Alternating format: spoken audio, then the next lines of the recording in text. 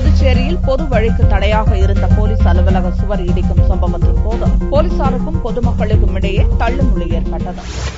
புதுச்சேரி பேருந்து நிலையம் பின்புறம் தென்னஞ்சாலை மற்றும் அய்யனார் கோவில் வீதியை இணைக்கும் வாய்க்கால் பணிக்கு இடையூறாக அங்குள்ள சிபிசிஐடி போலீஸ் அலுவலகத்தின் தடுப்புச் சுவர் உள்ளது. இதை அகற்ற பொதுப்பணித்துறை அதிகாரிகள் மற்றும் பொதுமக்கள் பலமுறை கோரிக்கை வைத்தும் போலீசார் நடவடிக்கை எடுக்கவில்லை. இதனால் அதிருப்தி அடைந்த பொதுமக்கள் தொகுதி எம்எல்ஏவான நேரு தலைமையில் போலீஸ் அலுவலகத்தை முற்றுகையிட்டும் பூட்டு போடும் போராட்டத்திலும் ஈடுபட்டனர். அப்போது தடுப்புச் சுவரை இடிக்க முயன்ற பொதுமக்களுக்கும் போலீசாருக்கும் இடையே தள்ளுமுள்ளு ஏற்பட்டது.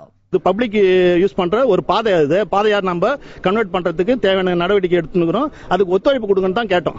இது இவங்களுக்கு வழி இது பக்கம் கிடையாது. ஏறக்குறைய அந்த பக்கம் அவங்களுக்கு இன்னொரு கேட் இருக்குது. இது ஏற்கனவே போலீஸ் ஸ்டேஷனா இருக்கக்குள்ள தான் இது பயன்படுத்தப்பட்ட வழி.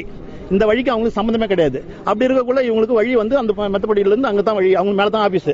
இந்த இடத்த வேணும்னு இவங்க ஆக்கிரமிச்சு வச்சுக்கின்னு எடுக்கிறதுக்கும் கூடாத அந்த இரிகேஷன் அதிகாரியை வந்து நீ இதுல கைய வச்சினாக்கா உங்க மேல எஃப்ஐஆர் போடுவான், நம்பர் 1 அக்கிஷ்டம் மாத்திரும் சொல்லிட்டு அந்த ஏஐ மெத்திக்கிறாரு எஸ்பி. போலீசார் மீது ஆளும் கட்சி எம்எல்ஏ புகார் அளித்துள்ள சம்பவம் புதுச்சேரியில் பரபரப்பை ஏற்படுத்தியுள்ளது.